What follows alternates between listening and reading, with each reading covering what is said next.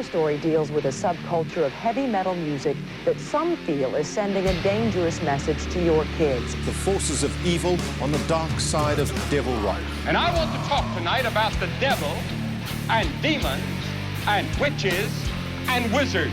And we just mix it up with hardcore and aggression and come out with something we think's an original sound. Loud, fast, heavy, you know. Well, what do you got? What do you got? Hello, everyone, and welcome to Riff Worship, a podcast where we attempt to answer the questions: what makes a riff?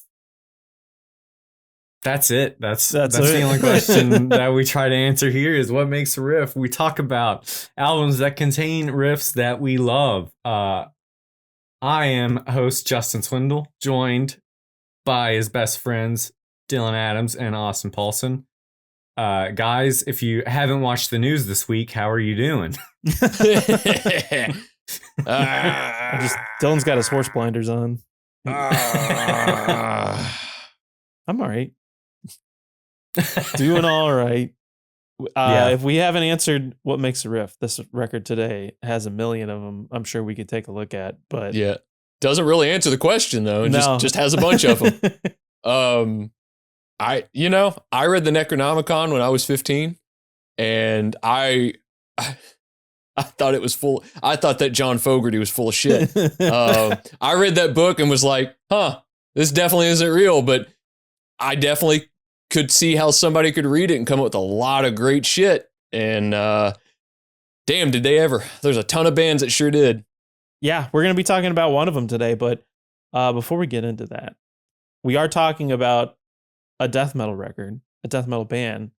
Dylan, obviously, you're probably the biggest fan of all forms of death metal on the show. Mm-hmm. I don't know, like what comes to mind when you think of death metal, or maybe even the era of death metal we're talking about? Pretty much the beginning, essentially.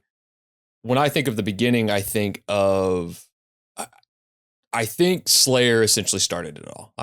Slayer is definitely a thrash band for sure, but they added a different textural aspect to that once they started doing the kind of half note riffs.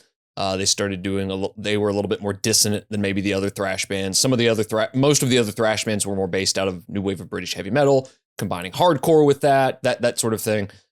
Slayer kind of took it into a different direction, got darker, and then you had other bands that came in, the German thrash bands that are great creators, Sodom, Agent Orange, Tankard. Then you get really weird with like Tankard. Voivod and all that. But what's the next logical step, right? If you're really into heavy music, you kind of want to get a little bit more extreme with it. Some people do. You just want to take a step further. And I think death metal really starts to take form with some of the British grind bands, some of the US kind of more aggressive thrash bands like Dark Angel, stuff like that. And you get a blending of that. Death metal to me is a combination of extremity. It's a combination of, precision. It's a combination of kind of violence in sound and tonal chasing and all sorts of shit. I mean, you could essentially talk about anything. You look at some of the later Death records where he's talking about perspectives on life, and you look at some of the more horror-based bands like Cannibal Corpse, as Swindle mentioned, and you look at like DSI that's talking completely about anti-Christianity, and those were kind of the fundamentals. And then you get into like all the other subgenres of death metal that are out there.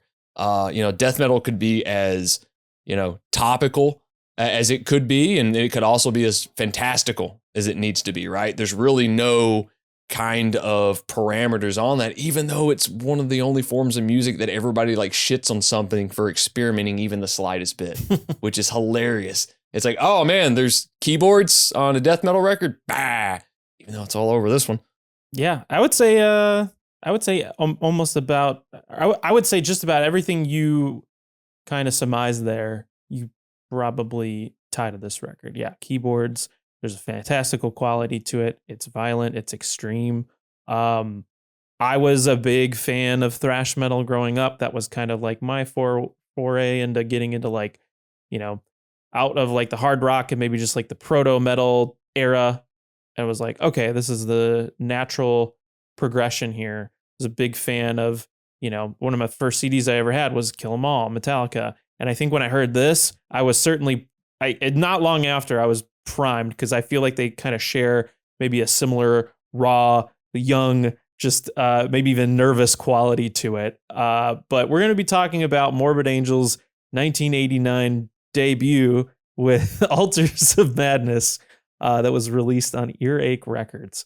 Yeah, this is one of the first CDs I fucking ever owned. And I was kind of like, towing the line. I'm like, oh man, getting into certain death metal bands. Like I'd seen the Lack of Comprehension video. I stumbled on this band through the following record, Blessed Are the Sick. They had a video, and just seeing like how blasphemous it really is. Like I grew up in a somewhat religious household, so it felt like scary. I'm like, oh, should I be getting into this? This seems like wrong, but it feels so right.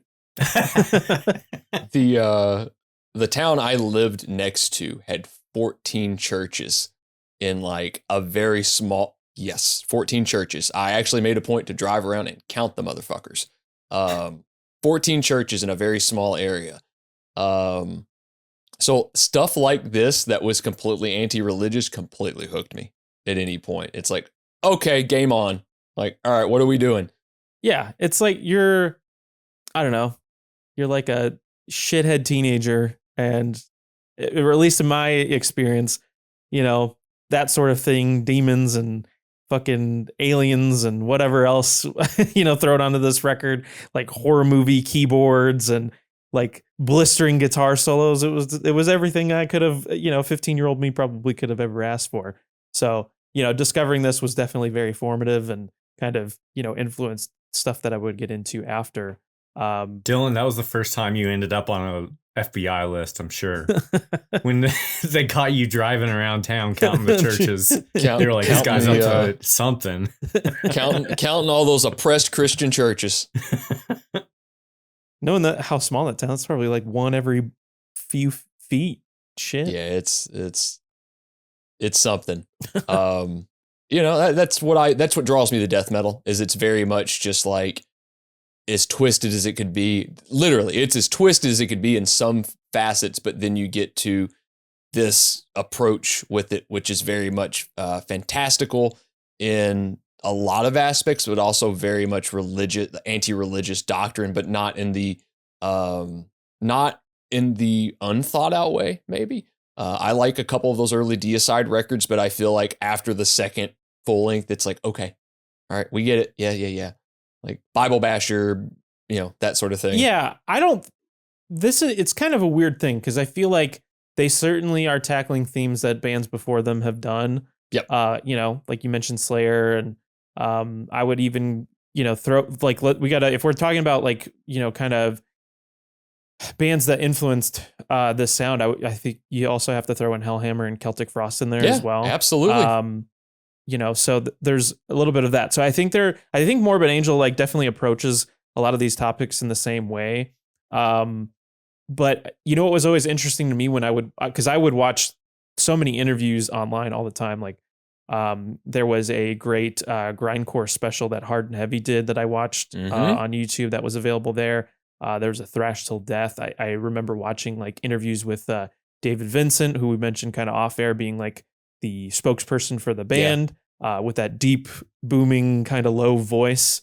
And just like the way he would talk about certain things where it wasn't as just like, it seemed a little bit more of a sophisticated, thought out approach to, occultism and Satanism, and just like, hey man, I'm just gonna make my own choices and, do good by me and do good by others. And that's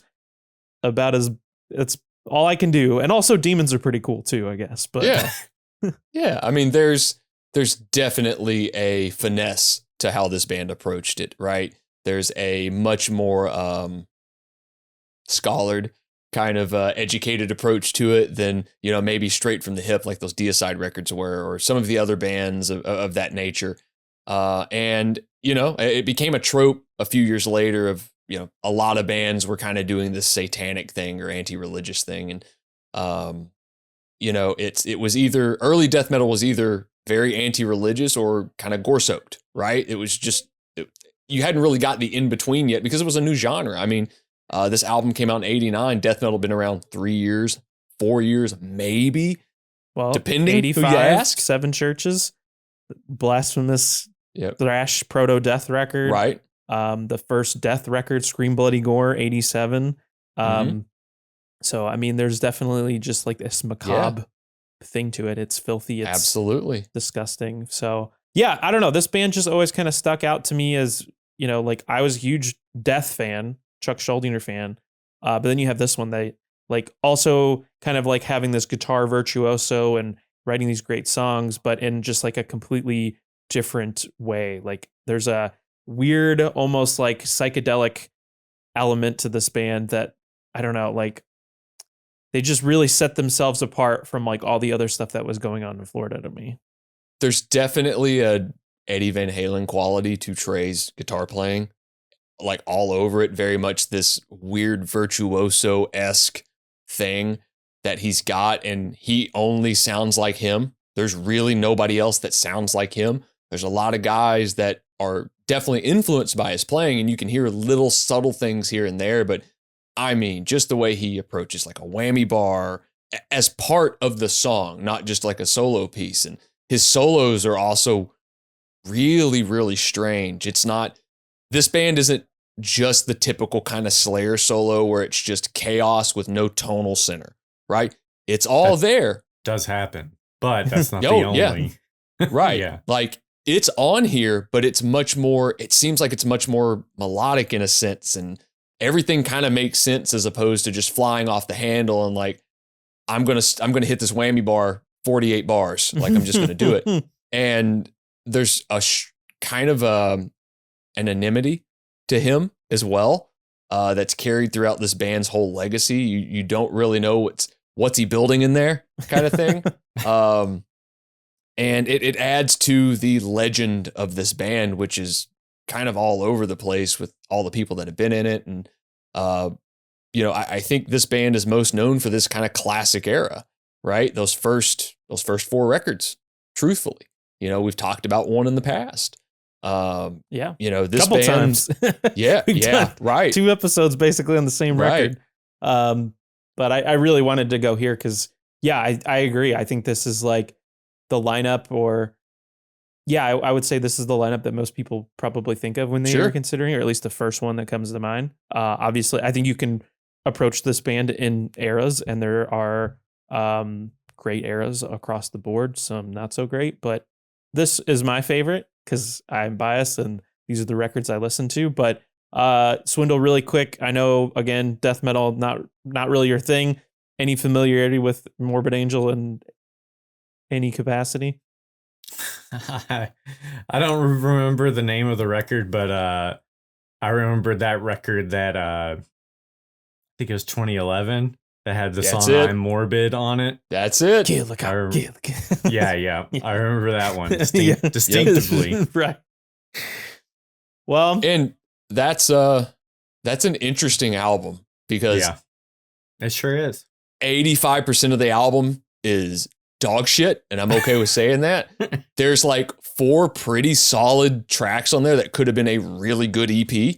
Yeah. Like classic Morbid Angel. Sounds like kind of Covenant Domination era. Could have been great. Modern production sounded really good. But as this band's known to do, they definitely experimented a lot on that record. This is true. And I feel like, for the time, this really hadn't been done before. There's a lot of experimentation. There's a lot of tones and sounds that like I cannot place on any other record at this time. And that's kind of an anomaly in itself, but we'll get there. We really have to go pretty far back. There was thankfully a lot of information. I found like zines that I rifled through. There was a Decibel Hall of Fame that Dylan scanned for me that I was able to read. There's a documentary out there. I rifled a little bit through Choosing Death. I will preface this by saying the early timeline, there is a lot of conflicting information. Not all of it's right. So I'm just going to give you hopefully a wide spectrum of what probably happened maybe it's somewhere in the middle there, but I think I did a good job trying to piece this together. So we're going to go back to around like 1981, 1982, Tampa, Florida. Go Tampa. figure, right? Yeah, who would have thought? Go Rays. Go Rays. Go Rays. What is it, Raise Up? Raise up, yeah. Raise Up. They also definitely didn't exist at that point. Nope. Who were they before? Or were they expansion team? They were an expansion team. Shit. Oh my God. Sorry. So we got to go back. Too much about sports. So baseball, they had a set amount. Okay. So back in the 1800s. So like most bands or like most people getting into their instruments, usually it's people at a young age, they're getting into the records. They want to replicate that. So you have a couple guys who went to high school together. Henry B. Plant High School in Tampa, Florida. You have drummer and eventual vocalist Mike Browning and guitarist George Emmanuel III, a.k.a. Trey Azagthoth. There's a couple pronunciations there. That's the one I'm going with. Yep. But these two guys, I think Mike was slightly older than Trey, an upperclassman. They connected over heavy metal, talking about the bands they liked. So quickly they formed a cover band called Ice. And so their first performance together was, fuck that Ice, different Ice. Their first performance at the high school talent show, covering bands that they liked, Black Sabbath, Judas Priest, Scorpions. They mentioned kind of practicing in the back room of, Mike's mom's house and just, kind of hashing it out together. Not only did they connect over their love of heavy metal, but they also shared an interest in the dark arts, the occult. There's a 2015 interview I read with Mike Browning from Death Metal Underground, where he mentions his mother actually had a couple witchcraft books lying around the house, and he was like the one kid he knew that would buy this sorts of things, and they wouldn't be like, no, you can't have that. So he would just kind of build this collection of literature, and there was actually a store in the area I found called Merlin's Books, and there was like, that was a whole rabbit hole in itself. He was like connected to all these like old kind of clubs, societies, and he had a connection to, I think, the guys who wrote the Simon Necronomicon as well in the 70s. So there's a lot of like, you're able to get a lot of like rare and interesting pieces, and so then you kind of take that. And they mentioned like a spot in the high school called the Alley, where you're just like ripping butts and talking about ancient demons and how to find them. So big on that. And like I mentioned, the Necronomicon was a huge influential piece of kind of this puzzle, or at least the early bits of Morbid Angel. They love this book. It's essentially a fake spell book that is mentioned in some of H.P. Lovecraft's work. And it kind of just, I think it kind of talks about different spells and ancient deities and how to conjure them up. So it's not, he didn't write the Necronomicon necessarily. Like, it's mentioned in the books a little bit from what I understand. But then there's like the Simon Necronomicon, which is like a more like fleshed out thing, right? You've read that one, or? So I've got Tyson's and I have Simon's Necronomicon. Okay. I have both, and they're both copies that I've owned since I was a kid. My first introduction to the Necronomicon was by an older guy I was playing music with. Like, I was 15, 16, and this guy was like 21. And he was like, we were hanging out. It was myself, the guitar player. He was the drummer. And he's like, oh, I got to show you guys this book. And he was communicating like it was all real. And even at this point, I was like, he was reading it out. I'm like, this isn't like, I was like, I've heard the thing that should not be. Like, this isn't real. This is Lovecraft. It may or may not have been written by Lovecraft. It definitely is influenced by a lot of his writings and all that. Like, it's cool. It's science fiction shit. And, it's proven to be a really good subject source, or a good source for a lot of great, really fantastical and crazy writing throughout the years of all sorts of music. It's influenced tons of shit in a lot of horror movies and everything, you name it. And Simon's is a little bit different than Tyson's and so on and so forth. But the basis of this band is definitely more kind of grasped with the Simon Necronomicon, which if you ever walk into like hell, most of them don't even exist anymore. But if you walk in like a Barnes and Noble, you go to the New Age section, it's right there, probably next to LaVey's Satanic Bible, like they're neck and neck. One's far more interesting than the other, and it's this one we're talking about today. Yeah, I mean, they talk about it. I mean, it had a really like impactful effect on the themes and the lyrical content of this band. And I mean, even the dude's name, Azagthoth or Azagthoth, is a direct reference to an ancient deity in the book. So the blind idiot god. There you go. And you know, I try to think, I'm like, I don't know if there's definitely movies by this point that had taken influence from H.P. Lovecraft. I don't know how many other bands were really kind of pulling from that at the time. I'm sure there are plenty, but just the cultism. I mean, we mentioned stuff earlier: Slayer, Hellhammer, Celtic Frost, Merciful Fate, Possessed, Venom. So I mean, all that stuff is there. I mean, it's, you know, Satanic Panic kind of stuff. So 100%. You know, it's all kind of tied in with that, and I think there's still, even in modern era, there's still a lot of that shit that is occupied out there. But yeah, I mean, it influenced a ton of like, even a lot of like prog bands were kind of taking from it, you know, from the occult and new age books and all of these things. And you look at, you know, I'm a big fan of the first 2 Hellraiser films, and that's pure like Lovecraftian kind of Necronomicon, you know, influenced stuff with Clive Barker's writing. And, you know, you look at the bands at this point, and you really have the dig. There weren't a lot of them that were just outright saying, we're influenced by this. It affects our writing. It affects our lyrical concepts, our prose, all of this stuff. I mean, I would say this, I agree. I think this is the first band, especially in the extreme music genre, that probably is waving that flag a bit.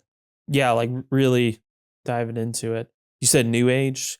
I just imagined that compilation you listened to, and I'm like, Pure Moods. You're just trying to put it backwards and trying to You know, the Ozman was always pretty straightforward with his message. What are you telling me, Enya? What are you telling me? Get a cat. So Trey graduates from high school. He moves to the northern part of Tampa, starts playing another band called Death Watch, with a bassist named Dallas Ward. And this is kind of a significant band in that this is really where Trey starts to write some original material. So we have this kind of forming some ideas, some riffs there. According to Mike Browning, the drummer of Death Watch at the time was a bit older.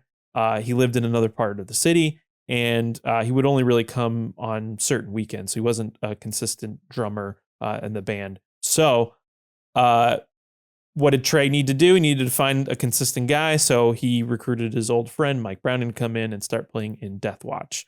As I mentioned, the history of this shit, little fuzzy, little conflicting. I'm going to try my best to find the truth in here, or again, maybe it's somewhere in the middle. But essentially, Mike Browning says that the singer of Death Watch, possibly named Charles, was arrested and went to jail. So they became a 3-piece. And maybe they were an instrumental for a time, but eventually they did kind of transition Dallas Ward, the bassist, into being a vocalist. They also changed their name to Heretic, which, you know, cool name, and also the name of a record, right?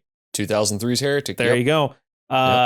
They found out very quickly, however, that there was another band, I believe in LA, with the same name. So they changed their name to Morbid. Right. Yeah, Heretic. Who would have thought? Like, so with that, they changed their name to Morbid Angel around 83, 84. I think allegedly I read that someone said that, Trey, your music sounds pretty morbid, and that kind of went from there. I don't know if that's correct, but that's what I read. Is that the joke that you always make? Is like somebody like says one of the words and like time stops and they're like, hold on. Oh, when they do the Morbid Angel music doc, it's going to be wait a minute. What did you say? Play that back. It sounds what? It sounds kind of what? I heard they're morbid. Altars of what? Man, you guys sure are a chapel of ghouls. Hang on a minute. Oh, God. Okay. You said our lyrics are very blasphemous? Hold on. Just 1 second. I gotta write this down. Evil ways, Swindle. We have evil ways. Many sources describe the band kind of going through just a laundry list of singers. I mean, I mentioned Charles from Death Watch. There was also a girlfriend apparently of Trey's that went by Evelyn. She was briefly involved. An older local singer by the name of Kenny Bamber also filled the spot for a short period of time. He, older guy, had some money. I think he owned a PA system. Oh yeah. He tried to sing that's all you need, buddy. Yep. He also apparently tried to sing in like a more like falsetto King Diamond style of singing. There's apparently a 2-track rehearsal tape or demo that's kind of floating around that he had apparently fronted. That's kind of rare, but didn't work out very well. They felt like the styles kind of clashed a bit, so Dallas Ward continued to sing. A few weeks later, you have our second guitar player, pretty consistent part of the band during this era, Richard Burnell, Florida native, second guitarist. He also filled in a little bit on second vocals as well for some live shows before Dallas left the band. Again, I don't know if this is true, if they're getting confused, but they also said apparently, I don't know if this is just Florida, but like apparently Dallas would get in run-ins with the law a little bit, so he was out of the band. Need a singer at this point now, since Dallas leaves. So what Mike Browning was just like out of necessity. He's like, I guess I'll do it. So you have kind of like really a consistent lineup here with Trey on guitars, Richard on second guitar. You have Mike Browning doing vocals and drums, and then you have John Ortega who takes the spot on bass. It's kind of funny now. I feel like there's a handful of bands I can think of that are drummer vocalists. And this time I know there was a few. Chris Reifert from Autopsy, I know at some point was doing that. Yep. I didn't even know this from Exciter, Heavy Metal Maniac. Drummer of that band was also a vocalist. I can't really think of another time when in an extreme metal band somebody was doing vocals. Sure. It looked pretty wild too. I seen like some of the videos, especially when Mike would later form Nocturnus, where you have like a headset mic right just on the side and he's going nuts. So yeah, I don't know. It's kind of ahead of a time, or just I'd never seen that really before from this era. Different style of drums too, right? It's death metal drums, but it's still not, I think, what most people think death metal drums are now, right? Which is like, octopus drums. And this is still very 4 on the floor for a reference point. But yeah, you still, even to this day, really can't think of a ton of extreme bands or death metal bands for that fact that have drummer vocalist. There's just not a lot of them. Usually because the drummer's because when you've got a drummer in that type of band, it's like, hey, overplay as much as possible. There's no way you're fitting in a grunt, anything in there. Like, just do it. It's not really extreme metal, but our boy Tyler Coburn, he does hard vocals in that. I can never think of the name of that fucking band. Wait, not Narwhal. Are we talking about Narwhal? No. Oh, no. The heavy band, the Morbid Angel style band. Yeah. Was he doing vocals in that band? I think all 3 of them were doing vocals at different Yautja? points. Yautja. Yes. Yeah. Predator. Yeah. It was funny. You called him Morbid Angel Core at one point, or God of Emptiness Core. I did. Yeah. Oh, absolutely. God of Emptiness Core. Also, Ed Gein. All the people in Ed Gein did vocals. Yeah. Shit. I mean, I think if I'm thinking of Dream Unending, Justin Dutour does vocals in that band. He's a drummer. Mm-hmm. I think even wasn't Tumol wasn't the drummer doing vocals in that band as well? Yes. So, I mean, I think it's certainly more commonplace now, but at the time, it's just kind of seems a little out there. I was kind of surprised to hear that when going through the history. So, you have this lineup for a little while here.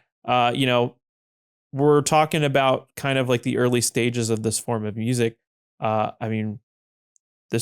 Florida itself is known as being a very prominent scene, would be kind of like this world renowned kind of hub for these bands. And, at the time you have bands like Morbid Angel. You also have, Evil at the time, Evil Chuck Schuldiner, who had already been doing some stuff for Mantis and eventually, kind of laying the foundations of Death.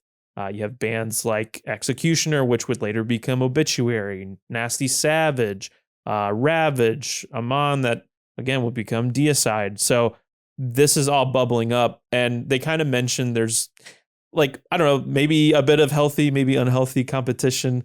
There's at least little spots where you can play shows. Trey wanted the best. He was driven to kind of, if you were playing a show with Morbid Angel, he wanted you to sweat if you were going to follow that band. I can't imagine that a bunch of people from Florida, B, a bunch of people playing this music could possibly be into anything weird or violent at some point. No. Surely they weren't doing any crazy shit to other bands that were also from Florida. Well, hey, so I mean, during this era and a little bit later, like the big thing with Trey was he'd cut himself before he'd play. Yeah, just so because his take was it's real. You're cutting yourself. It's real. Right. It adds to all this. It's like if you look at him now, he's still covered in scars.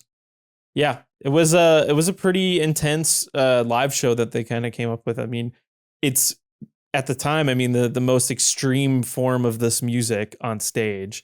The aesthetic is there. All these guys in their like leather and their spikes and stuff. And yeah, you have guys, openly cutting themselves on stage in front of people. I think even there was an article that mentioned, prior to Cryptopsy, Trey was like chewing up worms and spitting them out on stage as well. So, this is all going on. This is new territory right here for sure.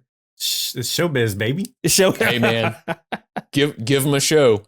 I mean, this isn't Guar. For people in Florida though, is like, yeah, I've been to Dave and Buster's before. What do you? God, been to a Waffle House after 10 p.m. Fuck. Hold on a minute. Conk. So this lineup spent, next year or so kind of writing material. They put out a couple demos, 1986, total hideous death and scream forth blasphemies, before getting connected with a Charlotte-based musician by the name of David Vincent. So the way this kind of goes, from what I understand, Mike Browning had a mutual friend named Metal Mike, who was also, I don't know if he had been from the area, maybe moved up to Charlotte. They knew each other somehow. Metal Mike was jamming and singing with David Vincent in a band they were doing.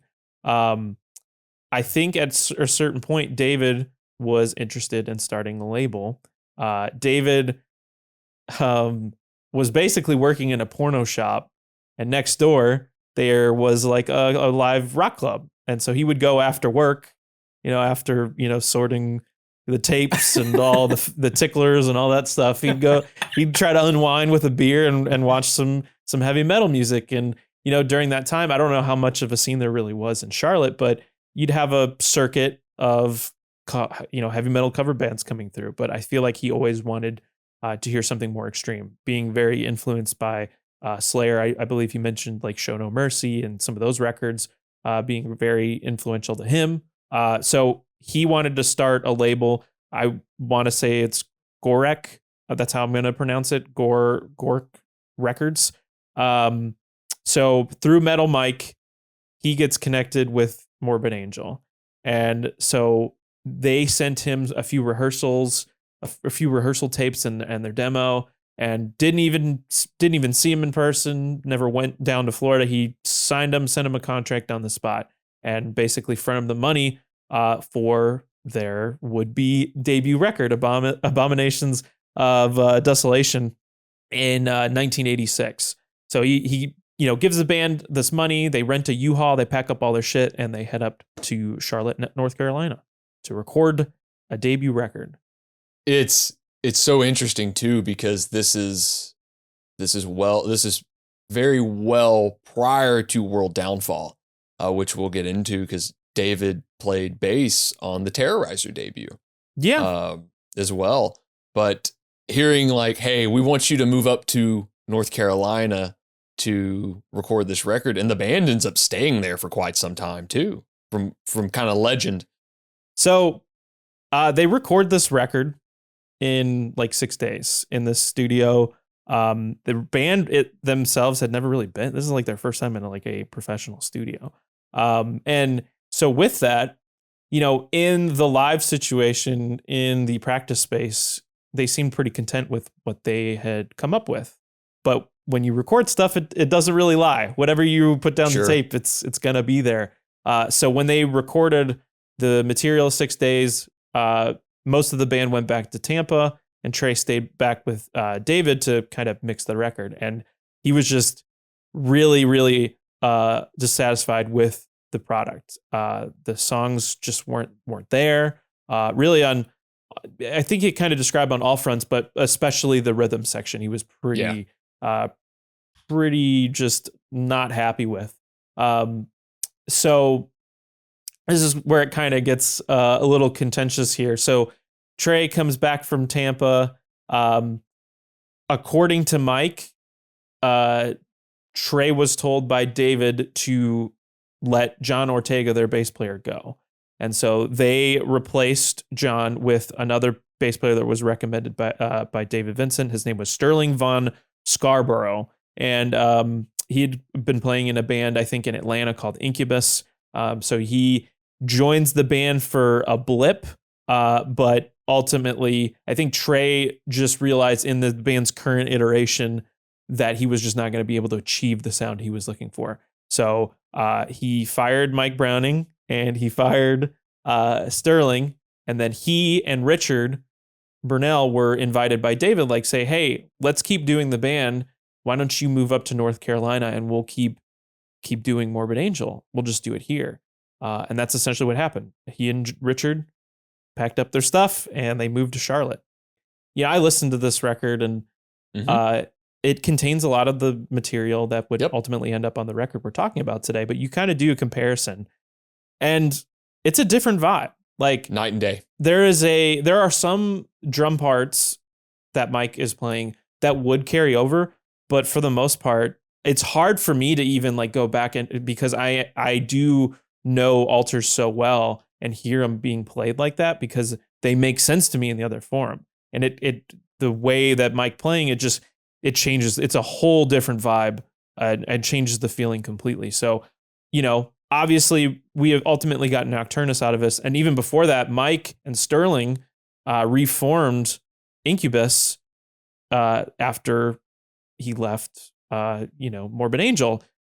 So they kind of continued with that very briefly. I think it might have only existed for like a short time before Mike Browning formed Nocturnus, which would be a label mate of Morbid Angel down the road. But yeah, sure would. So just to kind of reiterate, the band kind of splits in half. Richard and Trey move up to North Carolina to join up with David Vincent, who assumes the vocal and bass role on this. And then you have Wayne Hartzell on drums. I'm not really sure how that was connected. It seemed like David kind of already had him like in his back pocket. Like, hey, I got a drummer. You need to move up here and we'll just keep doing the band. So Abominations is shelved and they just kind of keep writing material. Could you imagine if that record got released in like 86, right? This band probably wouldn't have the same impact, I don't think, because it was still very rudimentary with how that record sounded. Because it does. It sounds like a completely separate act. Well, at this point. Yeah. I mean, I don't know. I think back to Death, Scream, Bloody Gore. And I think of how like raw and like kind of just filthy that record sounds. And, like, is it their best record? No. But I think maybe it's hard to say. If it had been released, maybe there would be kind of that charm to it. Like, hey, this is really early. Sure. This is like, and it would have predated Scream Bloody Gore by a year. Yeah, absolutely. It would. So it would be interesting. Again, like, I think, it's hard because, I think Trey just knew like, hey, if I put this out, this is going to stay on our resume forever. Yep. It's a chapter. I know there's some conflicting information. I know Mike says there was actually apparently an altercation that occurred. Yep. and that was like the end of that. But I don't know. When I hear it, it's a different record. I can hear Mike plays drums like he's singing, right? So there's sections that you have to alter so you can sing when you're playing music that at that point was extremely fast. There are some weird rhythm section things on the record. I've heard the record twice my entire life. I've only heard this record twice. I was thoroughly satisfied with the first era of Morbid Angel, and I didn't have to hear anything that came before it. Nocturnus, fantastic band, really weird space kind of influenced death metal. But again, it's very primal sounding, still rooted in maybe darker thrash, old school heavy metal as well. Like it's definitely on there. And it's different. That's really the only way you can put it. It's a different sounding band, and getting all of the stuff leading up to that, it did seem like Trey was steering the ship harder and faster and more technical and more challenging because of the direction he wanted to go. Yeah. And, honestly, like it's kind of interesting too, to like see there's a lot of zines out there, and when they're not flinging shit at each other, like Trey is brutally honest. He's like, those guys suck. Like I quote that those guys suck and I fired them. But then he talks very highly of Nocturnus and just said like Mike's drumming is like it suits that band. It suits that style of music. We're big fans of that band. And so yeah, I don't know. It's, I don't want to compare it to necessarily Metallica Megadeth, but like, hey, you got some good records out of it. And Morbid Angel again moves to Charlotte, North Carolina. They move into a 6-bedroom house on the south side of Charlotte. There's some, like, just to kind of picture this, if you can go from Florida to Charlotte, I mean, there's a huge pit bull that is named often in some of these called Butch, just this intimidating pit bull. There's an old Buick probably in the lawn that's covered in death metal graffiti.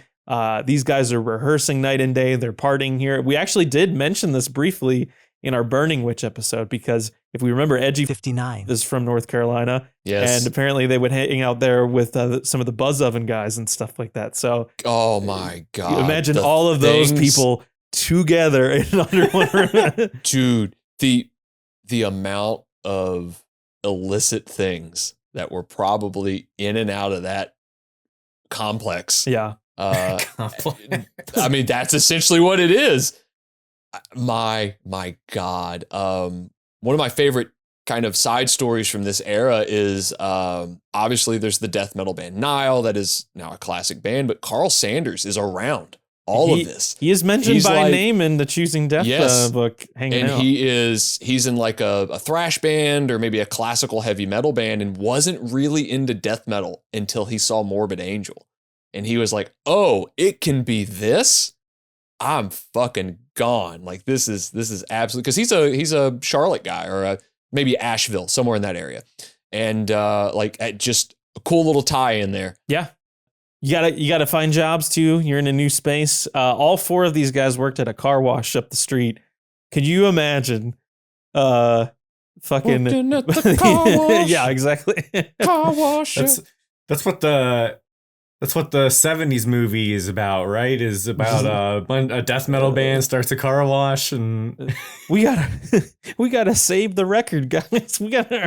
How are we gonna do? It does seem like a comedy movie. We're like, how are we gonna raise money to record this record? And it's just fucking David Vincent soaping like wet on the hood of a car. Just denim clad vest, patches, sleeve tattoo. You're scratching the trim. Yeah, they got their fucking spike bracelets on, scratching up the windshield while they're. I ain't bound to wait a minute. Bow.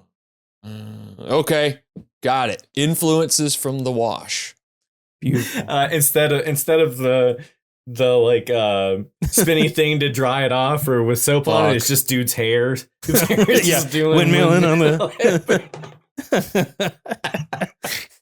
So they're playing death metal. They're essentially walking to work. They go to a car wash, put in their hours, and then they would just walk home and rehearse to the early hours in the morning and do it all over again. And so they kind of spent like a year and a half here sculpting their sound. They released a demo, Thy Kingdom Come, in 1987, which if you're not familiar, it's like a 3-song demo Again, features some of the tracks that would appear on later records.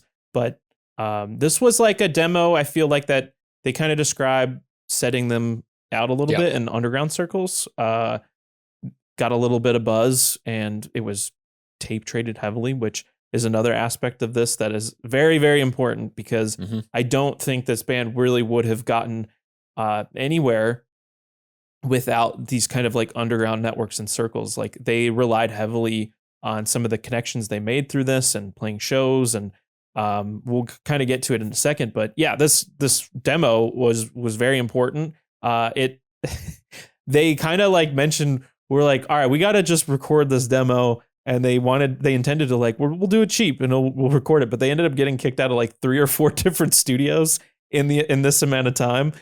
Just because, like, you know, they'd get behind the mic and start shouting these like blasphemous lyrics, and they're like, you got to get the fuck out of here right now. So they recorded like 3 or 4 different studios and their rehearsal space before they like got to put this out. And I think it ended up costing them like the same amount of money it would have just to record at like a halfway decent studio.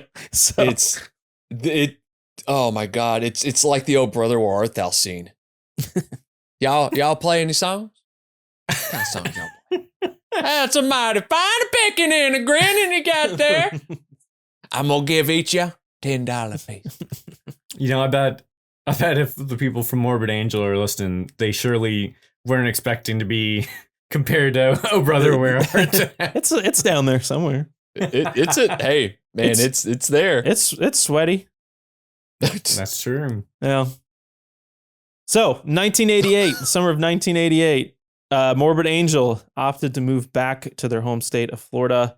Trey just kind of mentions the cost of living being, you know, fairly inexpensive in Florida, and it's also just home. Go back to Florida. So they kind of relocate to Daytona Beach. Oh God, they're back. Have we gotten to the bus yet?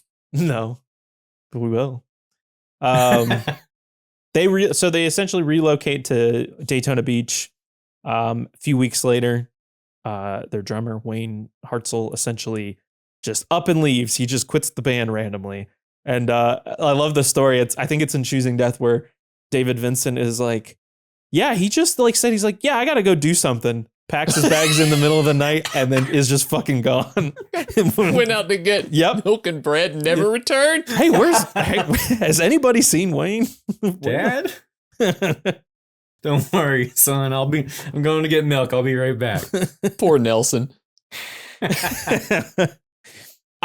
You know, despite all these lineup changes, this doesn't deter the band, of course. Nope. They immediately start to look for another drummer, and Trey, being connected through tape trading, had received a demo from Terrorizer, a 3-piece grindcore band from Los Angeles, just playing very, very extreme music that had kind of gotten a buzz through just the tape circulating around. So they thought, let's call Pete Sandoval, who is the drummer of Terrorizer. And so they call Jesse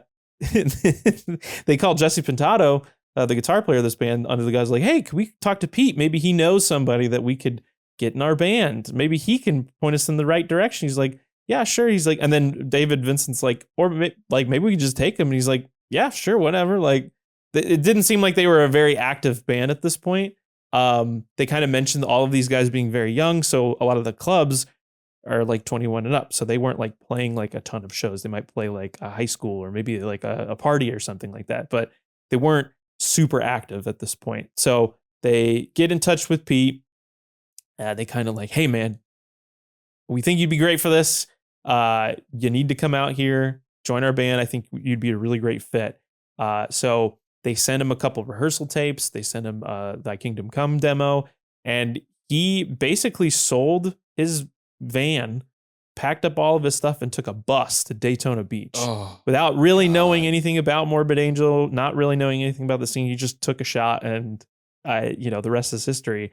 One very important thing, however, though, is that for someone who is very, very known for being just this amazing drummer of the style of music, he did not know how to play double bass when he joined Morbid Angel, which could be a problem, but they were very encouraging. They wanted him in the band, And so Pete basically just like went down there for hours at a time in the practice space and just learned how to do it. And there's stories about his work ethic and, you know, like them being on the phone with like maybe like interviews or people on the phone. They're like, what's that in the background? It's like, oh, it's just Pete. Like he's going like whatever.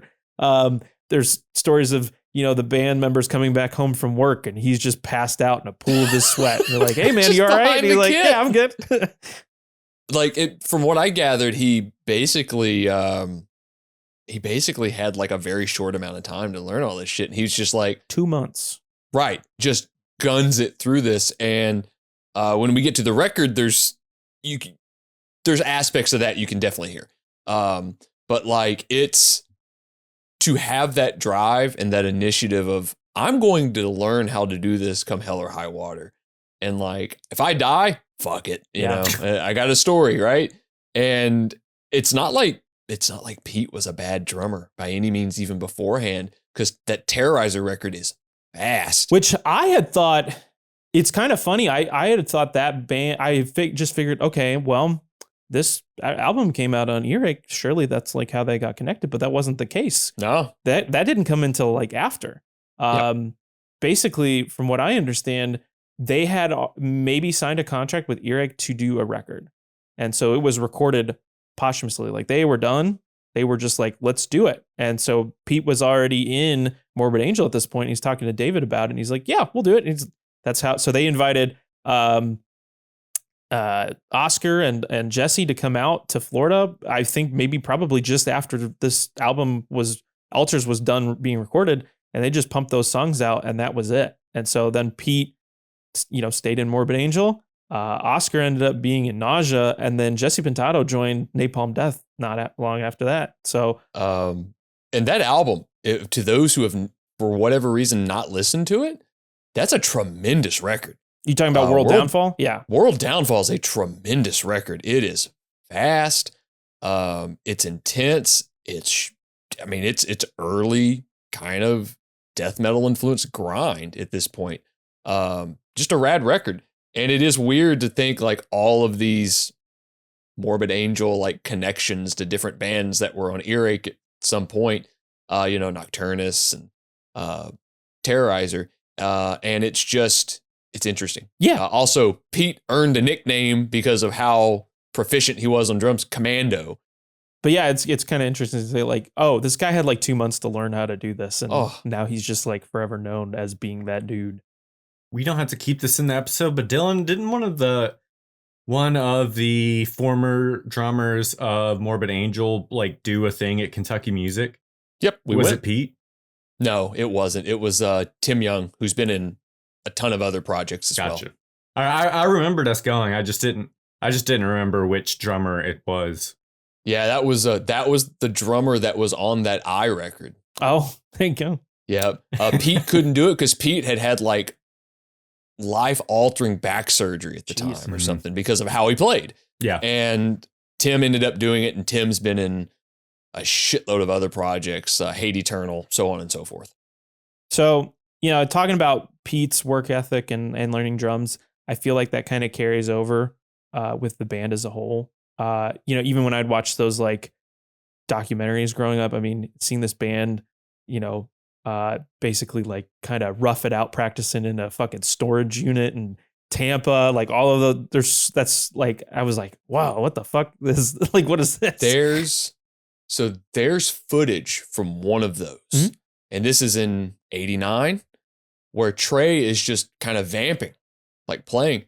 He's playing the God of Emptiness lick, like fully. It's done. Like that song essentially started in '89. It's it's really cool. There's like all of this footage that's out there that you can see, and you know, a lot of it does have to do with like David being kind of like the spokesperson, as we mentioned. But yeah, I don't know. I feel like this band definitely had a crazy work ethic. They were just constantly practicing and shaping their sound, and you know, maybe in less than stellar kind of environments with like the storage facility, or also just the fucking tours that they would go on. So think about like this band not having any sort of like they didn't have a full length record out. They really are just kind of, you know, pushing their music through their shows, their rehearsal tapes, demos, word of mouth. They didn't have a label to back them, so they're connected through the tape trading circuit. They're connected through bands that they have played with, and so that's kind of essentially how they would book their tours. It's bands do that, right? So they call who they knew, and there's a story in Choosing Death where they talked to Emulation in New York, and they got some of those were like their first New York shows that they booked for them up there.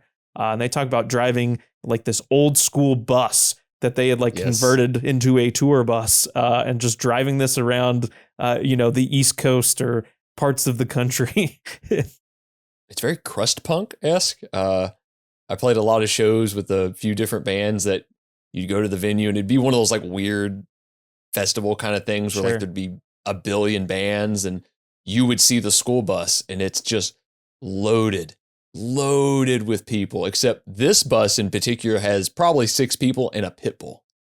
Morbid Angel, while they didn't have the backing of the label, they definitely tried. It wasn't for a lack of trying. They were reportedly working and calling different labels to ink a deal. But this ultimately really didn't come to fruition because these labels would try to influence what the band was doing, sonically. They even had them want to change their name. There's a quote that said, "There's too many angel bands." So Dark Angel and Death Angel, gotta change it. There's too many of them out there. So, but they stuck to their guns and they just kind of opted to do their own thing until the right label came along, and it did. As detailed in Choosing Death, somehow it always comes back to Napalm Death when you talk about some of this early stuff. So Mick Harris, the drummer of Napalm Death, he is crazy. So responsible for so much, influenced so many people. He went on a holiday trip. And where did he decide to go? He went to America and he went to Tampa, Florida. That's what he wanted to do. He went to Tampa. So in that, he's going to enjoy himself, but he also, I think, wanted to meet. It's like a metal vacation. He wanted to meet some death metal bands. Tape trading. So he, got connected with a few bands in the scene, including Morbid Angel, watched them practice and rehearse and all that, and was super impressed. Morbid Angel basically sent him back to England with a couple of their rehearsal tapes and the demo, and he apparently bombarded the fuck out of one Digby Pearson of Earache Records. It's like, hey, you got to check this out. You got to listen to this. You got to sign this band. So basically through Mick Harris, that's how they kind of were able to kind of push this deal to get Morbid Angel signed to Earache Records as if not the first, one of the first American bands on that label. Because you were essentially, I think maybe there'd be maybe around 10, maybe 9 bands that you could think of. I think they're all local to that label because you'd have Godflesh, you have Napalm Death, Bolt Thrower, Carcass.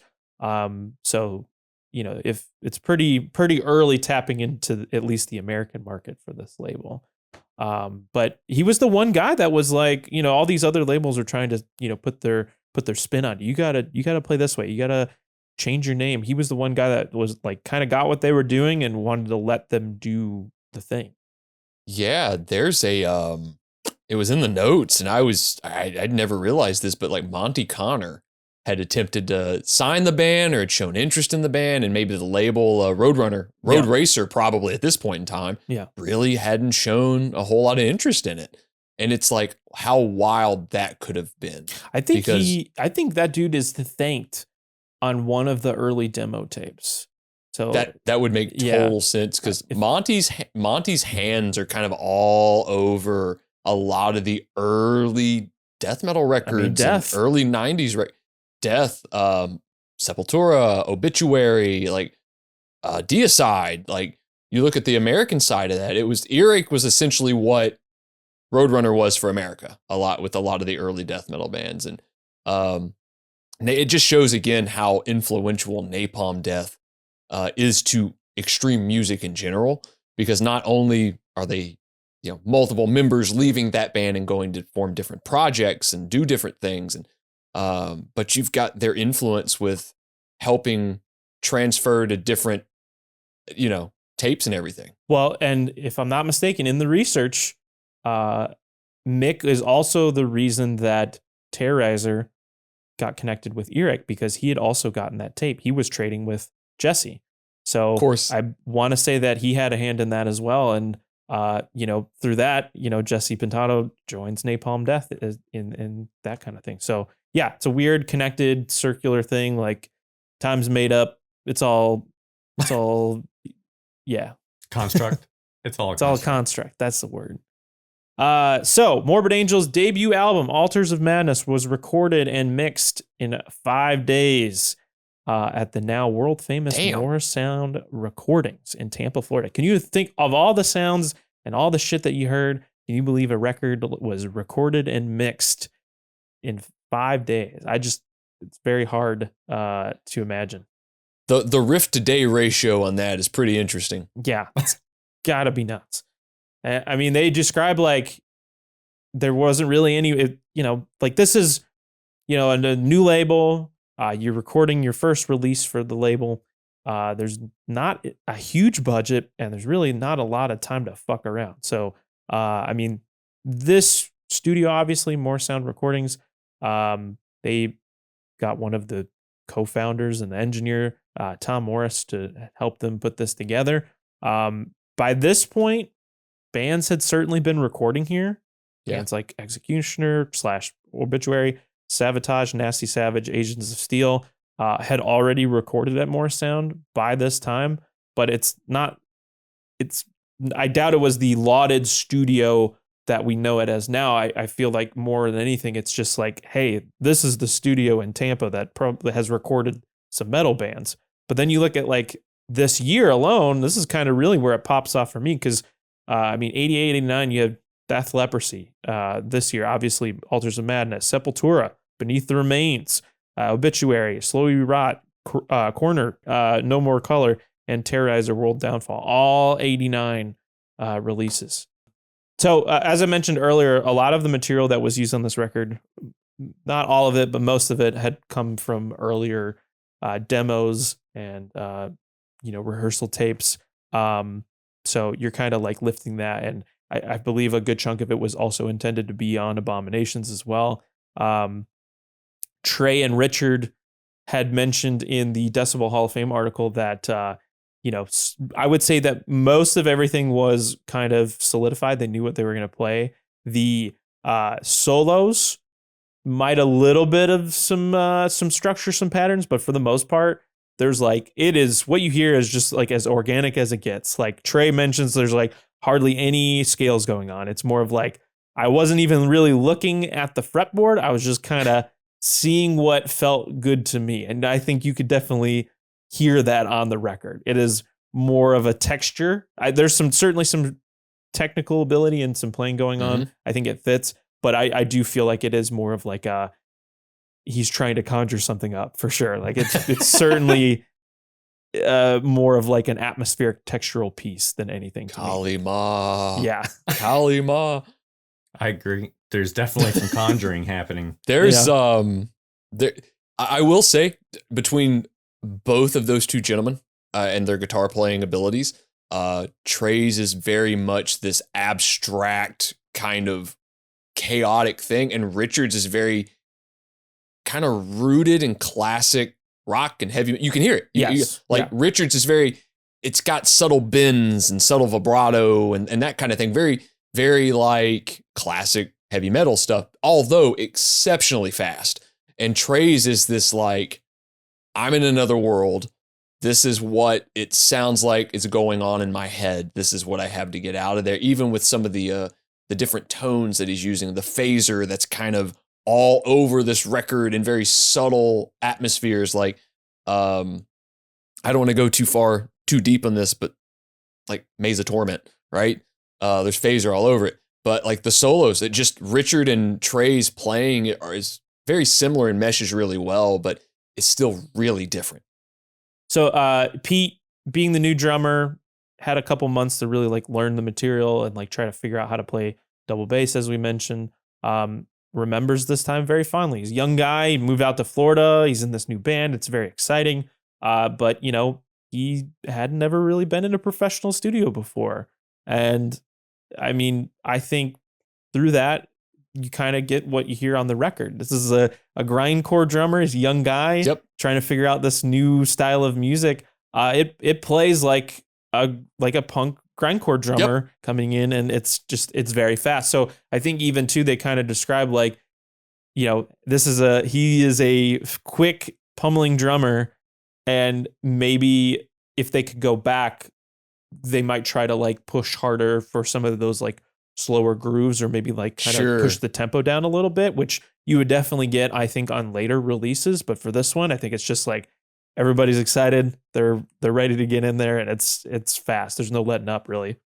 The nerves that Pete probably had on this recording has to be pretty intense. You know, you listen to this record and you listen to the drums on it, and like does a fantastic job for the amount of time that he had to learn this variation of what he was already doing. Like, absolutely, you can tell his forte, which is that kind of 1 foot blast, the old school grind blast.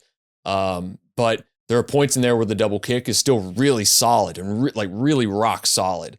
But you can also tell with some of the nervous energy adding to this recording, obviously, but adding maybe some of the fills he's doing are very much like, we've all heard it. We've all seen the drummers that are like, they get a little nervous. It's like the weird flam in between that kind of goes out. I mean, comparing him here to just 4 years later on Covenant, which is like, he's a tank on that record. Right. In 4 years and all that touring, he is an absolute menace behind the kit. Yeah. But that's not to say his performance is feral on this thing. Like, he's fast in there's certain points where the blast are like, come on, man. Like, you're adding this intensity. This is pre-triggers too. Like, this is him just going full on, beating the shit out of his drums as he's doing all of this. Like, he earned his nickname, very much so, even with just this first record. They do mention Digby Pearson also being in attendance in the studio for the recording session. He is listed as an executive producer on this thing. It's kind of like, you know, hearsay. I think depending on who you ask, like what his contributions were. Some people said he was like, you know, he wanted to hang out and kind of just be there for the recording. Other people said he was able to kind of like, you know, touch base with the band. He's like, hey, do you like this part? Do you not? Like, what should we do with it? And maybe he gives a thumb up, thumb down. Some people have said in the interviews that he was kind of there to like keep things on track. Like, if there's maybe focusing on a part for too long, he'd be like, hey man, it's fine with me. Just like move on to the next part, which is always good to have. But if anything, the dude fronted the money for the record. I'm sure he just wanted to be there for like his American signing, like the record. So, one other thing I wanted to touch on before we get into the track list here is the artwork. I think this is such a classic piece. You know, like, again, growing up, going to the record store, Kiss the Sky Records in Batavia, Illinois, shout out. Seeing this CD, I was just like, this is weird. What is this? It's just like this goop ball of like all of these different like cartoonish faces. And I guess it's supposed to, I didn't know this until we did this episode, but I guess it's supposed to be a world with the faces in it. I did not know this, but I don't know. What are your thoughts on the artwork there, Swindle? Very silly. Yeah. I love it. Tenfold. So cartoonish. When it comes to even Seagrave's artwork, Dan Seagrave, obviously, this is very early Dan Seagrave. This is the strangest, to me, the strangest of all of his album covers, because it's so different. There's a variation of it now. Like, if you look at any of the digital formats, it's vastly different. The faces are contorted. All of the stuff that you would see on streaming, I'm like, which kind of pisses me off. I'm just like, why? Me too. I like the original with the circle and everything. I like the old school one. But it's so funny because some of the faces are contorted, and I'm so used to seeing like fucking Acme characters like stretch their faces out and make Joanna. There's a Joanna face from The Rescuers on there. Like, it's just, it's so, you see it, it's there. Ugh. Like, it's such a wild cover, but it's classic. It's a classic cover at this point. And that thing is tattooed on thousands of people. Yeah. Okay. So like, interesting thing about this, you know, obviously Dan being just such a lauded artist, but This is really like the first album cover he truly did. He was 18 years old. The really only album cover artwork he had done before was like the split release for like a comedic thrash duo, like a two Lawnmower Death. Lawnmower Death and Metal Duck. They put out a split release together. And so he did the artwork for that. And Digby saw that release, saw the artwork, and I guess got in contact and wanted to work with Dan, potentially maybe even specifically for Morbid Angel. But David Vincent took a flight over to England to bring in the masters to the label offices. And so Dan Seagrave came in and he brought his portfolio and showed him the artwork for this. And it wasn't even done yet. It was like halfway done, but whatever David saw in it was like instantly impressed. He was like, that's it. We got to use it. So that's essentially it. It was just kind of like a gut reaction. Just that's the artwork. That's the record.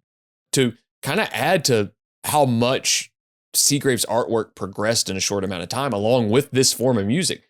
Suffocation's Effigy of the Forgotten came out in 1991.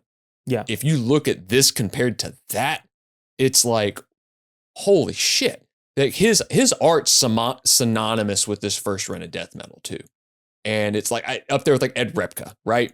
You know, very synonymous with early death metal. And the fact that I think this album is kind of one of the four pillars of early death metal when it comes to classic records and everything, that his name's tied in with one of the first really classic death metal records is pretty intense that he has that career based off of this. I agree.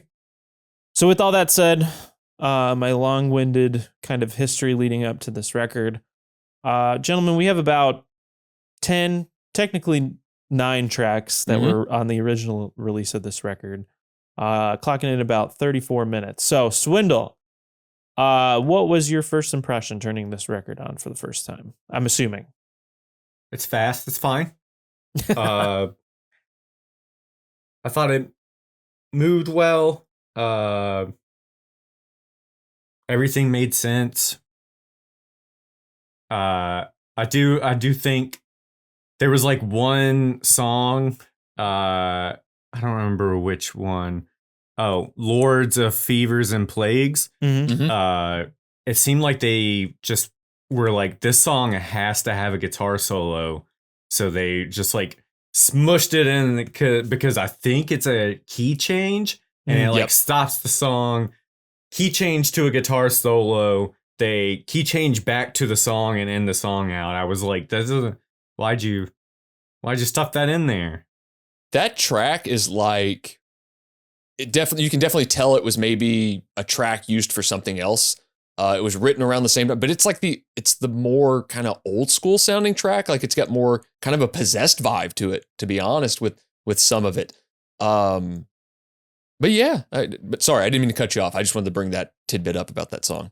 Yeah, I mean, some of these songs I will say, and I think maybe it makes sense. Maybe it'll just kind of show like Maze of Torment, Lord of Fevers and Plagues, Chapel of Ghouls, Bleed for the Devil, Blasphemy, and Evil Spells kind of originate all from like 86. So you have at least a few years where this song has appeared on different demos and rehearsal tapes, and you know the titles have changed at certain points. But so I would say like a good half of these songs are older. But I mean, yeah, hearing it for the first time and like kind of like looking back at it now, I think it is just kind of like what I will say. I am glad they waited. I think this definitely makes a statement as far as your first release as compared to the other record. It feels like, I mean, yeah, it's fast as shit. I mean, from like right out of the gate, it is just rifling through it. And I mean, there's like a million riffs on this record. A million. One of my favorite riffs is like the very first riff. Oh, the Immortal Rights riff. Yeah. Classic open. Right. I mean, the reverse kind of like effect in the intro and then going right into that riff. I think I could probably like hum most of the I mean, there are so many riffs on this record, but I feel like there's all, for the most part, very memorable and very like melodic. That riff that keeps coming back with the keyboards in that first in Immortal Rights, that's really catchy. That's one of my favorite riffs on the record. You know, you look at this album and you see it's a classic record now, but you see the tracks like Austin mentioned, you've got Immortal Rites, Maze of Torment, Chapel of Ghouls that are bona fide death metal classics. Yes. Like those are any playlist, anything that you find, one of those tracks, if not all of them, are on it. But you look at some of the deeper cuts on here, like Suffocation, which I'm not certain that the band got their name from that. Would not shock me if they did. But there's elements on that track that I heard. I'm like, oh yeah, this sounds like Eaten Back the Life or Butchered at Birth, early Cannibal Corpse on here. That in Suffocation, that bass solo. Yes. Ooh, yeah. Where they turn the bass solo into the riff that everyone plays, but it gets like really wonky in the timing. I really love that. That's really fun. That kind of chromatic feel that it's got, that's like early Cannibal right there. And it just shows how influential this band is to so many death metal bands that came after them and listened to them with tape trading and all this stuff. You know, there's a lot of chaos all over this record. You know, and Maze of Torment, which is got that great classic opening that's just a palm muted chord, but it's not only chaotic with the solos and Pete's fucking drums, but the tunefulness of all of this record. There's hooks on this record, you know, in a very strange way. Like Maze of Torment's got like chorusy parts. Blasphemy's got chorusy parts. You look at even the verses. A lot of these verses, like the riff fits so that like yes, they're nestled right in there. It like, oh, it makes sense that the vocals and like the cadence of everything works so well. So yeah, I mean the songs, I mean, I guess it really does pay to have like, hey, we worked on this shit for like 4 or 5 years and we even like shelved the record because we didn't even like it. But yeah, everything fits so nicely. I think also just based on like songwriting, I mean, you look at how many riffs there are, but I think that this is definitely, to me at least, I interpret this as like we started with one riff, the power of that one riff, and probably Trey was just like, how can I split this off from here? Like the webs of everything, because everything transitions so well into one another. It doesn't necessarily feel like riff soup to me. I think everything can like you go on a journey in a lot of these like 4 or 3 minute songs, and it I don't know. I feel like everything kind of just feeds into one another, like just so naturally. There's some aspects to maybe the B-side of the record for me. Yeah. Like tracks like Damnation and Blasphemy that get a little samey, that kind of blend pretty quickly. They're not bad songs by any means. They just kind of get you've heard by this point in the record, you've certainly heard it. Sure. And like you blend Evil Ways, I think is a really good closer. But I look at like Bleed for the Devil, which is almost a grind track. It's the shortest track on the record, and it's just short. That one's intense, like repetition just the entire time. Yeah. And there's some songs on here that do utilize a lot of repetition. Like a lot of the songs kind of have a very similar structure. It works. It plays really well. I think what you get is a very young band that's really energetic, and they're like, we know what we're going to sound like with this first record, and we have it. We've got the image of what we want to look like. We have the whole ambiance of the band, the whole design fact. And I want to say this, I think the weak point on the record for me, because he becomes one of the kind of classic sounding, most known vocalist in death metal, is that's the weakest part of the record. You really don't start to really get to hear Dave be Dave until Blessed Are the Sick.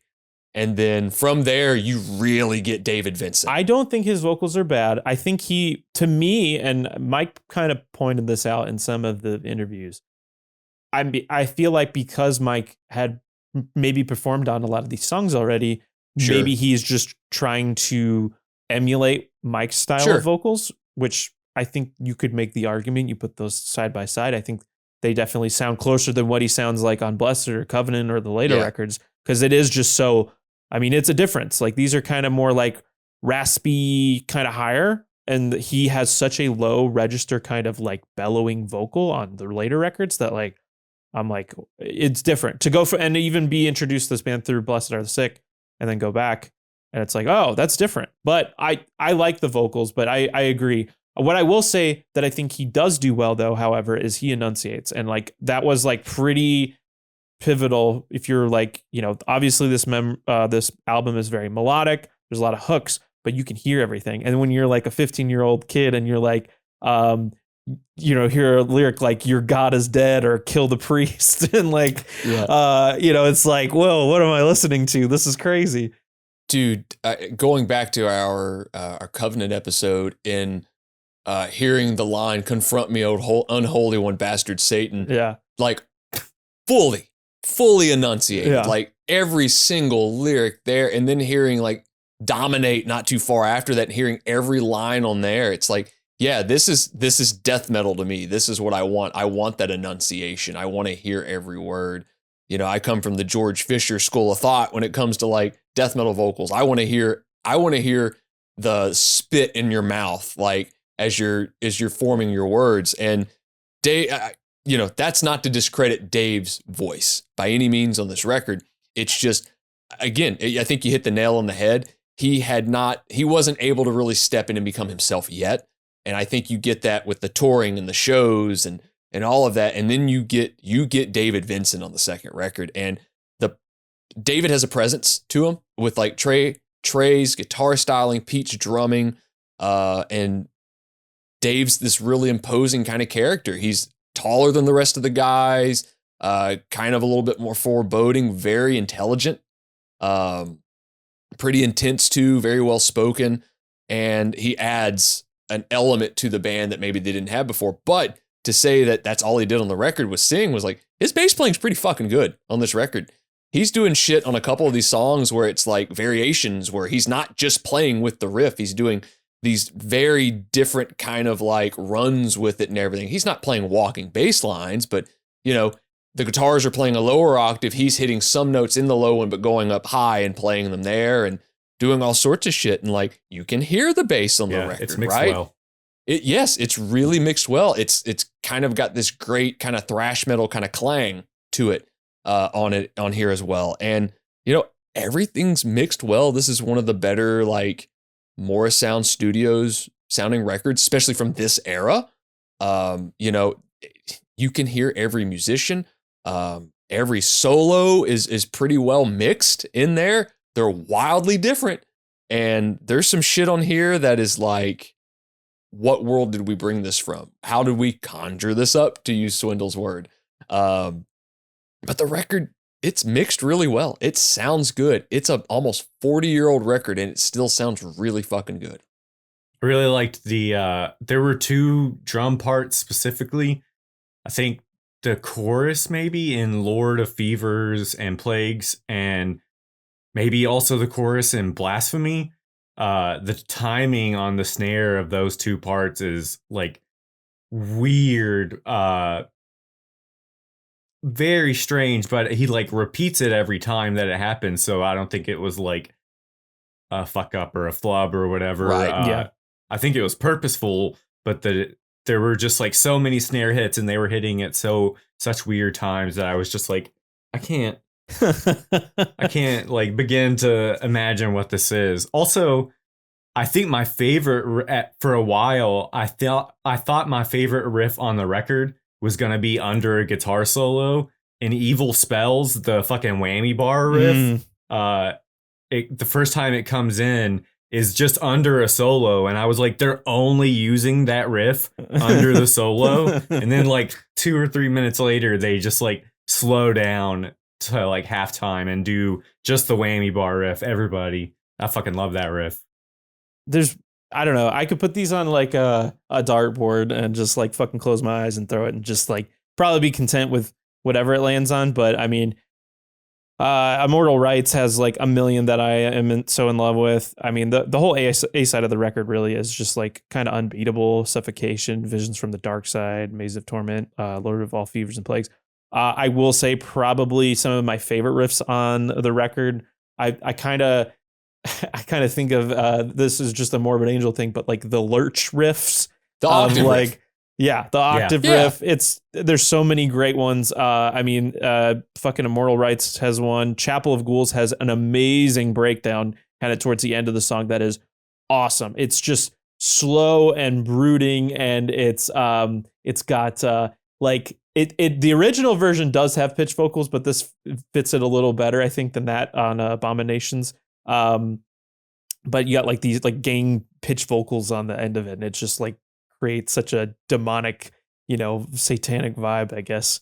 So that riff, that octave thing, that Morbid, they're known for it. This record's when you start to get the Morbid Angel signatures, right? They're not fully realized yet. I don't think you get that. I don't think you really get fundamentally realized Morbid Angel to like Covenant, when everything is like, this is what this band is. But those octaves, you look at any modern death metal band, hardcore bands for that fact, and anytime that lurching kind of octave thing is used, it came from this band. Yeah. It absolutely did. Like octaves have been used before in a different manner, but when it's those low, like kind of dirging like octaves, it's this band. We talked about it on the show before. Fugazi used octave chords almost exclusively. Like they didn't use power chords really. Also, like just the breadth of bands that have used octave chords is really like interesting to me. Like Rage Against the Machine used octave chords. Sometimes like Black Sabbath might have used octave chords. There are so many different styles of guitar oriented music. Like jazz used octave chords a lot. Like so many styles of guitar oriented music uses octave chords, and it's really interesting to me how varying the bands can be, but still use like the same style of guitar playing. It's a guitar record. There's a lot of interesting things going on. You have like just these really long, like kind of slidey, like hammer on pull off riffs that are going on, and then you have Trey like adding this almost like very psychedelic atmospheric textures with all of like the dives and the shredding, and someone wrote it like almost like a kind of like a weird death metal like Jimi Hendrix, just like some of that weird shit that Jimmy was doing with his whammy bar. I think you could maybe make an argument for that there, but he is just a nut, and it seems like a very like driven person. He knew what he wanted to do. I think you kind of have to have like that let's say like Roger Waters kind of mindset if you are trying to commit to a vision. And I think he did it. Blind confidence. Yeah. Blind, completely just yes. Blinders on, going for it. No one's going to tell you anything else. Your thought process is the only one that works. This is what it is. And Trey has led this band for 40 years. Yeah. So I think he was right to at least, maybe it didn't always come across the softest in some of the interviews I read, but I think there is just maybe there's something to like, hey, I have a vision. I know how I want this to sound, and like I'm going to maybe put the pieces in place to do that. These labels that are like kind of whispering in my ear that tell me that like, yeah, we'll sign you, we'll back you, but you got to like, you got to jump through the hoop. It's just, I'm not going to do that. I have, this is my band. I know what I want. I know how I want to do Morbid Angel, essentially. So, the record was released in Europe via Earache Records on May 12th, 1989. They embarked on the good bit of touring, to support the record.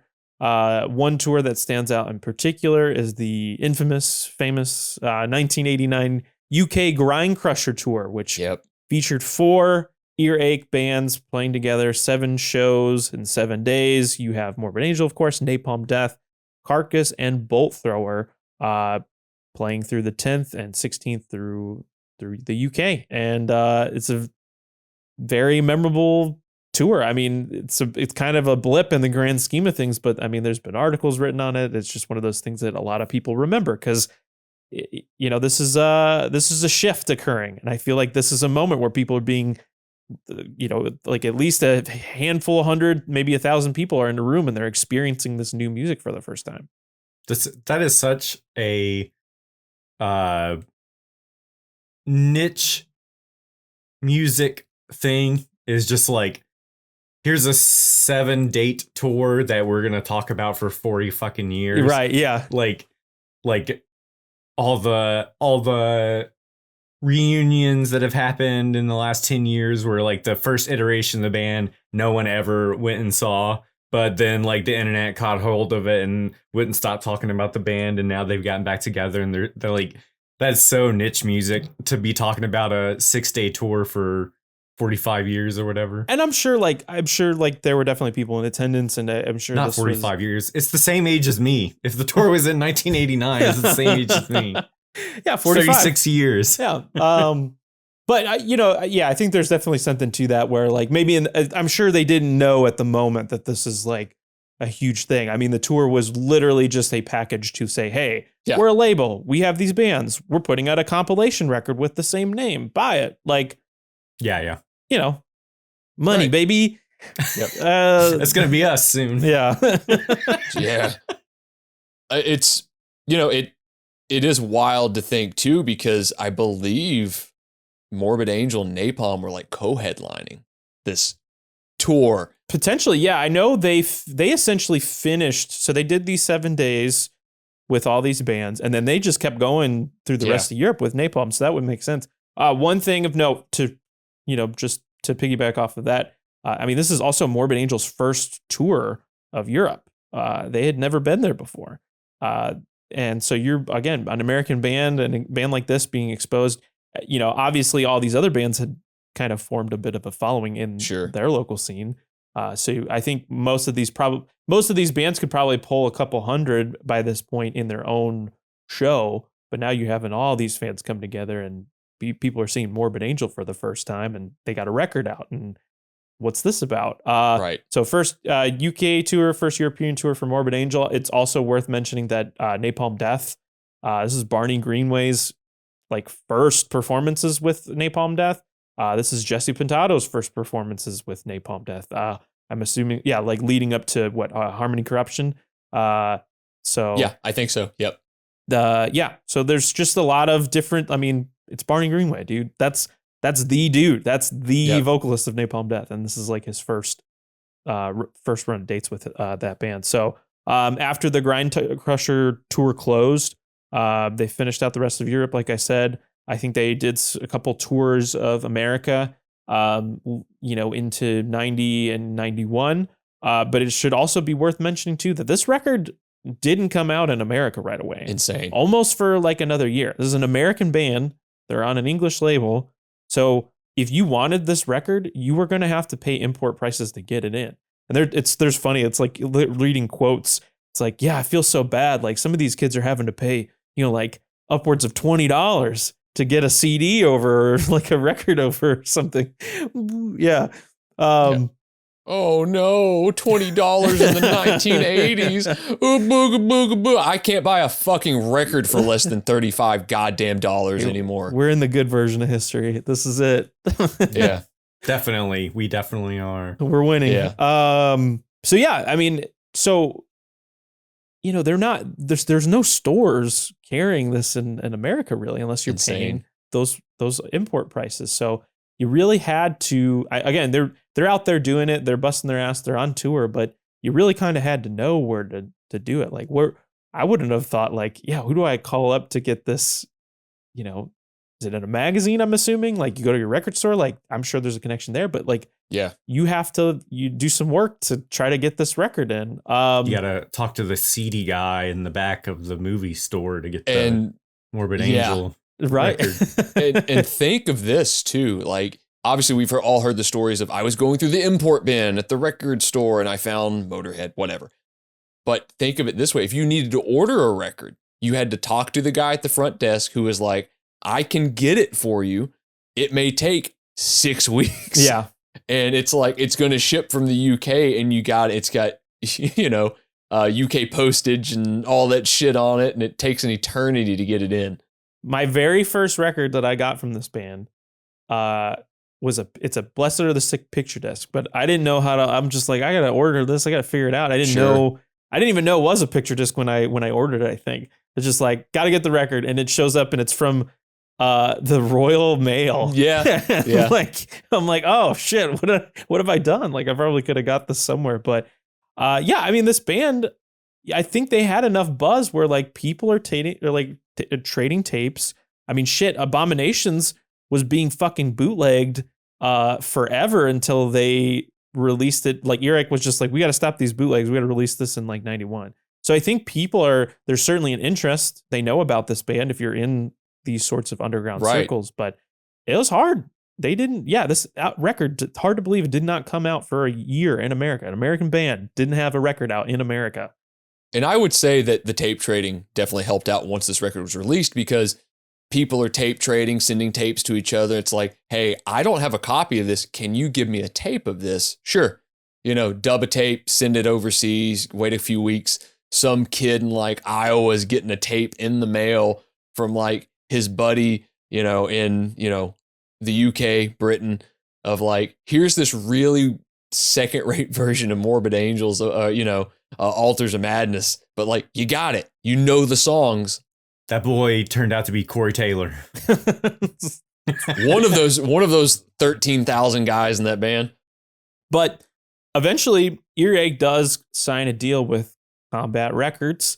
That's insane. Which is a subsidiary of Relativity Records. Sure. And so then they do this. They're releasing the Earache catalog in America, and so on the next release, Blessed Are the Sick, they had a simultaneous release both in Europe and in the United States. Crazy to think about. And if I remember correctly, in the notes it states that Altars got an American release right around the time Blessed Are the Sick came out. Not terribly like far off. Like I said, so December 1990 is when when Altars came out in America. And then in 91 is when Blessed Are the Sick essentially dropped, and they'd already been doing all this touring. But I'm going to leave it there, because I'm definitely going to be talking about that's Blessed Are the Sick. Honestly, is my favorite record, because I'm biased since the first I heard, but I also feel like I don't think it's necessarily their best record. I just think it's a weird record. I think it's kind of like an outlier in a way for them. There's I think there's some classical stuff on here. I think there's a lot of classical stuff on that record. Absolutely. There's like some almost like weird dungeon synthy kind of sounding, like chamber music kind of shit going on. Like it's weird. There's like, every time I hear it, I'm like, there's some dude in a cape wearing a candelabra or some shit. So it's funny you say Blessed is the first Morbid record you heard. Mine was Dominate. Yeah. Domination. I believe it was Domination. Domination first, because I saw the video for Where the Slime Live. And then it was Covenant not too long after that, because I bought it.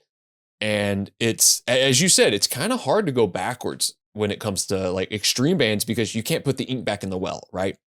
And going back, luckily you have a catalog that this band has in its first kind of era, where every record's different. Every record has a kind of a different vibe and feel to it. And you can look at it as, oh, it's just different. It's not less than or better than. It's just a different era, because I look at Dominate and it's like, oh, you've got pummeling like crazy shit on that record, but it's also on a major label, which is insane. Absolutely insanity to know that this band, who could barely get their debut record released in the States, is on a major label within 4 years, 3 to 4 years. Yeah. I mean, you think they changed their name in like 84, 83. Mm-hmm. 10 years later, they're on getting records released by Giant, and the top selling death metal record of the SoundScan era. Yeah. So yeah, I don't know. Swindle, coming out on the other side of this, how do you feel? Do you feel different? Are you scared? No. Are you morbid? I don't know. I am morbid. I don't know that this is especially one of the scarier death metal records. I think this is probably one that I enjoyed more than I probably would. A lot of the riffs seem to me like very much thrashy, and not I don't know, like like whatever, like I don't know. Yeah, so I dug it. I mean, yeah, like some of it did not seem like power violence adjacent, like since the riffs were thrashy and the blasts were like the offbeat snare, the snare and the like cymbal are on the offbeat from each other. They're not all getting hit at the same time. So yeah, some of it was kind of grind or power violence oriented. not oriented, but like not that far away from that those Sure. genres. There's like almost like sections of like Chapel of Ghouls even that it just feels like punk. Like I think there's like Oh yeah, tenfold. Yeah. in like in the verses of that song specifically. But yeah, I think you are definitely still kind of on the cusp of like thrash metal being, you know, like a huge influence. We're still trying to get out of that and figure out what this is. But then, yeah, you have like literally a grind drummer on the record now, and all of these guys who were into Slayer and just like all these forms of music. And I mean, you could definitely see where people would pick this up and apply it to their own death metal band or their black metal band, or maybe even on the next one, you hate it so much that you change the entire sound of your band. I can't wait to talk about that. Yeah. I can't wait. That's insanity. It's beautiful. I love That that. statement is such a very just like cork sniffing statement to say. I think it's funny, but you know, maybe we wouldn't have got some good Dark Throne records without it. So with that said, I love this record. I think it just played a huge role in getting me into, you know, more extreme versions of music. Hit me at the right time. I was already there. Again, just a snot-nosed, mop-haired kid in high school. Nothing's changed. Nothing's not one bit of it. I'm still here. I'm still talking about records, and this one is definitely at fault for a lot of this. So, you know, listen to it. Try it out. If it's maybe it's not your favorite record, but I think there's a lot to enjoy with it. So, yeah. So it's that point in the episode where we talk about what we've been listening to, what we want to recommend for everybody to possibly check out. I have 3 this week. I'm going to butcher the pronunciation of this, but it's the most recent Willowtip Records release. Exemplaritas, Meritoriousness of Equanimity. Sure. Giving that one a go. Yeah. Fantastic album. Very much in the vein of, God bless you, very much in the vein of Nile, Hate Eternal, Morbid Angel for sure. It's a short record. It's like 32 minutes long. It's fucking fantastic. Also the newest release from Blackwater Holy Light, which is stellar. It's sad, it's doomy, it's drony. That would be Not Here, Not Gone. And I also want to give a classic record shout, which is Guar's Scumdogs of the Universe. I went on a big Guar kick over the last week or so, and what a fun band. What a fun band to go back and see all the footage from. Dave Brocky's Mist, just pure, just tongue-in-cheek, silly shit. The Joan Rivers footage is so good. Like, what a fun, just kind of crossover thrash record. One of my favorite memories is sitting in a Waffle House at like midnight, covered in fake blood with Dylan, ordering a fucking smothered, covered in top hash brown. Yeah.